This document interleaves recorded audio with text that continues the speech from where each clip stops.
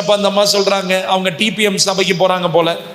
அந்த சபையில இருக்கிற யாரோ ஒரு பேய் சொல்லி இருக்குது, புள்ள கர்த்தருக்கு தான், உன் மூத்த பிள்ளைய நீ ஊழியத்துக்கு தான் ஒப்பு கொடுக்கணும். நான் கேட்டேன், அப்படின்னா மீதி இருக்கிற பிள்ளை யாருக்கு? ஐயா எனக்கு சந்தேகமா இருக்கு. மொத்தமும் கர்த்தருக்கு தான்றத மறந்து உன் புள்ள கர்த்தருக்கு தான், நீ மீறி நீ அந்த பிள்ளைய ஊழியத்துக்கு ஒப்பு கொடுக்காம அந்த பிள்ளைய நீ கல்யாணத்துக்கு பாக்குறதுனாலதான் உன் பிள்ளைக்கு உடம்பு சரியில்லாம போயிடுச்சு. பொல்லாத ஆவி.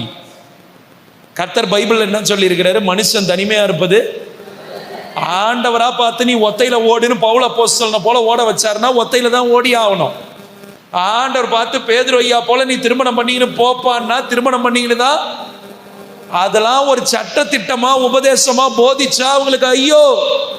நான் சொல்ல வர்றது எத்தனை பேருக்கு புரியுது? எனக்கு அருமையான தேவ பிள்ளைகளே, வீண் வெட்டி வைராக்கியத்தில் உங்க காலத்தை கடத்தாதீங்க. வீண் மனுஷ கற்பனைகளை உபதேசங்களாய் போதிக்கிற கூட்டத்தை நம்பாதீங்க. சத்திய வசனம் என்ன சொல்லுதோ அதுல நில்லுங்க. அந்த வசனம் தான் உங்களை என்னையும் பரமேற செய்யும்.